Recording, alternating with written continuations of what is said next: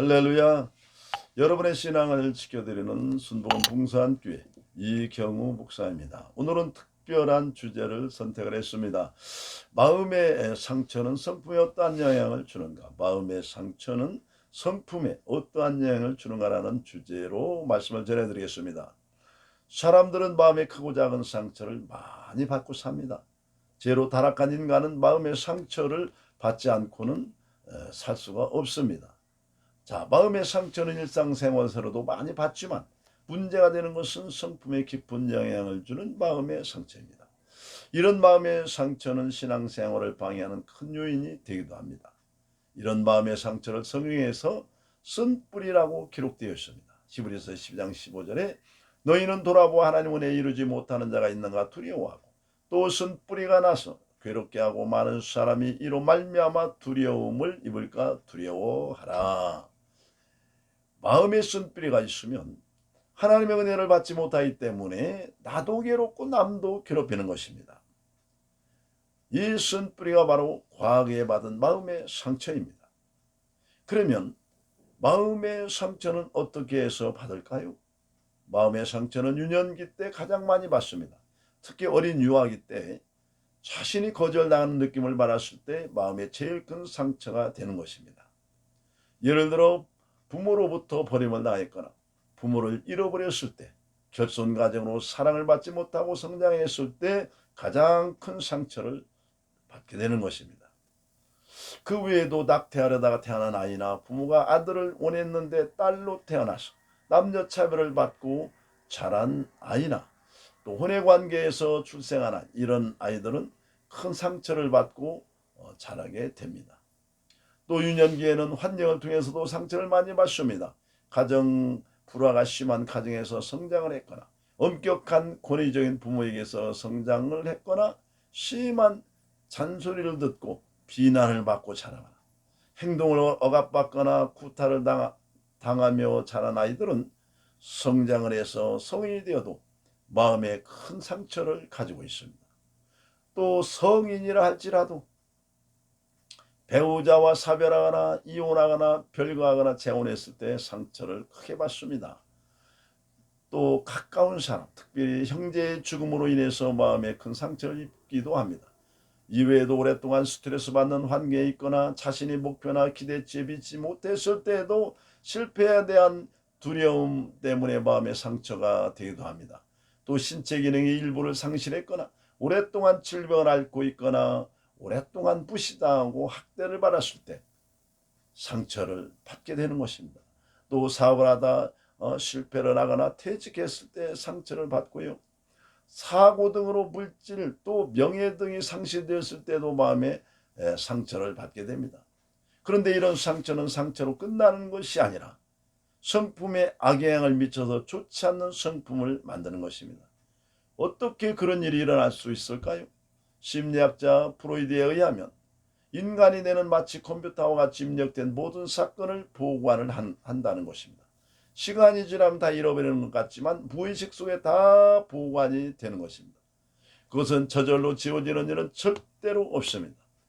마치 컴퓨터가 한 번 입력한 내용을 컴퓨터 스스로 지우지 못하는 것처럼 인간의 뇌 속에 들어온 경험이나 기억들은 스스로 없어지지 않는 것입니다. 그런데 문제는 보관된 기억 중에 마음에 깊은 상처를 입은 사건입니다. 상처 입은 사건은 사건 내용과 함께 그 당시 고통의 감정, 상한 감정까지 무의식에 그대로 보관이 되는 것입니다. 이 상한 감정은 보관된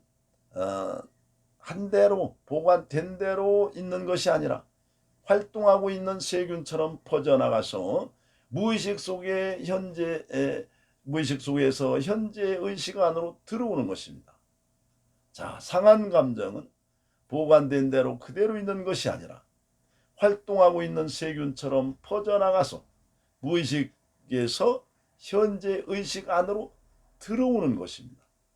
그런데 처음 상한 감정이 그대로가 아니라 다른 모습으로 변형되어 나타나서 삶에 여러 가지 악영향을 미치게 되는 것입니다. 예를 들어 비난을 많이 받고 잘하면 그 받은 마음의 상처는 열등감으로 변형되어 나타나는 것입니다.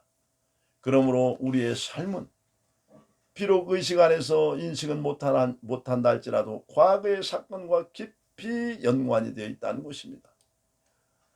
자, 따라서 아무리 현재의 상황을 해결한다 하더라도 더 큰 영향력을 가지고 있는 근본 뿌리 같은 마음의 깊은 상처를 제거하지 않는 한 기대하는 변화는 지속적으로 나타나지 못하는 것입니다.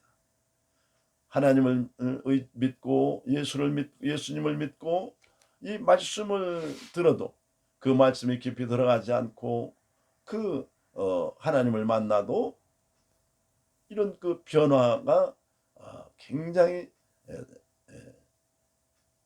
느리게 나타나는 거죠. 변화가 잘 안 되는 것입니다. 자, 그러면 이러한 마음의 상처가 있는 사람의 증상은 어떻게 나타날까요? 이런 마음의 상처가 우리 삶 속에 어떤 증상으로 나타날까요? 상처의 증상은 첫 번째로 자신에게 나타나고, 그 다음에 대인관계에서 나타나고, 또 하나님에 대해서 신앙생활에서 나타납니다. 자, 첫 번째로 자신에 나타나는 그 증상은 자존감이 굉장히 낮습니다. 마음의 상처가 심한 사람은 자존감이 낮아요. 자존감은 존중감의 준말이죠. 예, 자신을 소중한 존재로 행복하게 살아갈 수 있다고 여기는 자신에 대한 긍정적인 마음입니다. 자, 자존감이 높은 사람은 자기뿐만 아니라 타인도 소중하게 여깁니다. 자신에 대해서 여유롭고 타인을 우애하고 이해하려고도 합니다. 그러나 자존감이 낮은 사람, 자신에 대해 부정적인 생각을 가지고 있습니다. 자신감이 없고 열등의식과 무력감을 갖게 됩니다. 그리고 자존심이 강합니다. 자존심은 자존감과 다릅니다. 자존심은 자신에 대한 타인의 태도에 반응하는 마음입니다.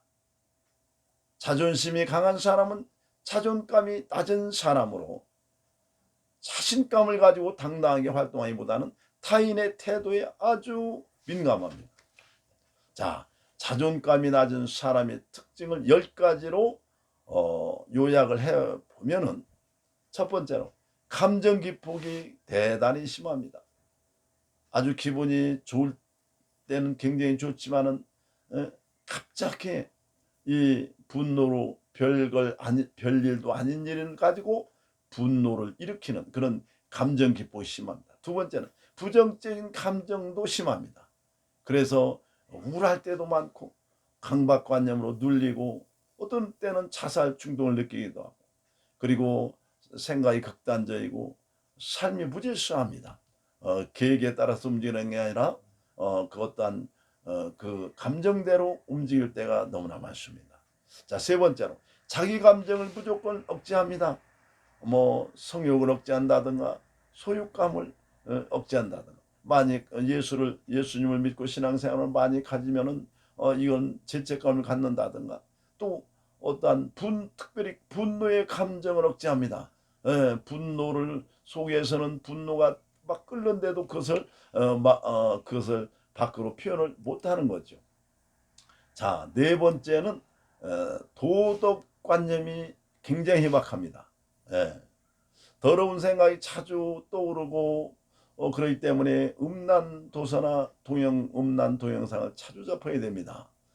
그리고 또 물자를 아낄 때는 굉장히 심하게 아끼지만 물자를 또 쓸 때는 엄청 남용할 때도 있습니다.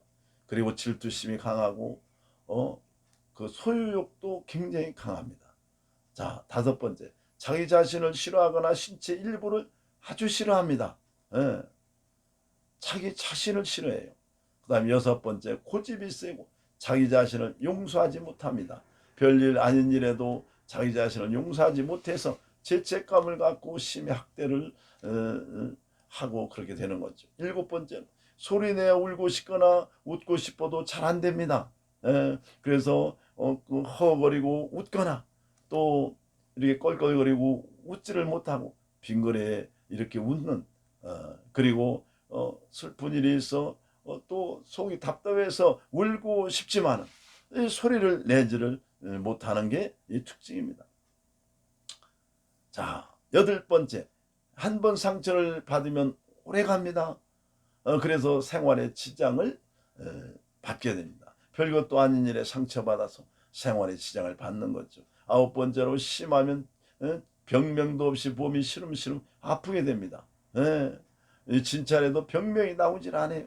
자, 10번째로 사람 앞에 서면 굉장히 부자연스럽습니다. 자, 2번째로 대인관계에 어려움이 있습니다. 대인관계. 첫 번째는 자기 자신에 대해서 어려움이 있고, 두 번째 대인관계에서 어려움이 있습니다. 자, 상대를 지나치게 지배하려는 경향이 있습니다.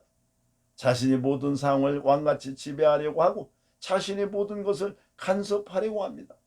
자신이 간섭하고 있을 때만 안정감을 느끼는 거예요.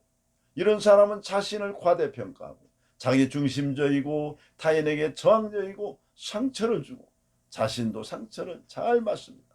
대인관계에서 어렵고 새로 쌓이거나 좋은 관계를 지속하기가 힘듭니다. 자, 이런 사람이 가정을 가져 가장이 되면 그 집안은 그 사람의 생각과 뜻대로 되어야지. 그렇지 않으면 만일 자녀들이 아버지 앞에 의견을 내놓으면 그 아버지는 자식의 태도가 자기를 반항하는 것으로 극단적인 생각을 하게 되는 것입니다. 자, 두 번째로 지나치게 의존적인 모습이 나타납니다. 자신이 보잘것없는 사람이라고 생각하기 때문에 열등감이 심하고 지나치게 의존적이어서 추종자에게 맹종을 하게 되는 것입니다. 그리고 지나친 수줍음을 타서 부끄러움이 심하고 실패에 대한 두려움이 크기 때문에 우유부단하며 결단력이 아주 부족합니다. 자, 상대방에게 관심을 사기 위해 필사적 노력을 하지만 인정을 받지 못하는 게 또 특징입니다. 또 사랑과 가까워지는 것에 대한 두려움이 있고 타인의 부탁을 거절하고 싶어도 하지 못하는 그런 우유부단한 것이 나타납니다. 칭찬은 잘하나 비판은 그 두려움 때문에 못합니다. 또 자신의 뜻과 생각은 아무것도 없고 어렸을 때는 부모의 생각대로 살다가 후에는 친구의 의견대로 움직이고 성장한 후에는 친구의 의견대로 움직이고 결혼 후에는 배우자의 의견대로 움직이는 지극히 피동적인 삶이 나타납니다. 이런 사람이 자신이 의존하는 배우자를 상실하면 온 천지가 무너지는 절망감에 빠지게 되고 대신 새로 의지할 누군가를 속히 찾지 않으면 살지를 못합니다. 자, 두 번째는 하나님에 대하여 신앙에 대해서 어떠한 확신의 문제가 있습니다. 믿음의 문제가 생깁니다. 자, 하나님과 친밀해지는 것을 굉장히 또 두려워합니다. 가까이를 안 갑니다. 의도적으로 안 갑니다. 또 하나님 생각할 때 심한 죄책감을 자꾸 느낍니다. 또 하나님이 정죄하거나 벌을 내릴 거라고 생각을 굉장히 심하게 합니다. 또 구원에 대한 확신이 없거나 심한 의심으로 그 악한 세력의 영적 세력의 공격을 많이 받습니다. 또 하나님을 먼저 찾기보다는 자신이 취할 수 있는 방법을 먼저 찾아냅니다. 생활에 문제가 오면 하나님께 먼저 기도하고 하나님의 말씀을 통해서 생각하는 게 아니라 자신이 취할 수 있는 모든 인간적인 방법을 동원한 다음에 하나님을 의지하는 이런 증상이 나타납니다. 자, 이런 사람은 하나님과의 관계가 잘못 형성된 사람입니다. 왜곡된 마음으로 하나님을 보기 때문에 그 눈이 바로 되기까지는 하나님의 모습을 결코 바르게 이해하지 못합니다.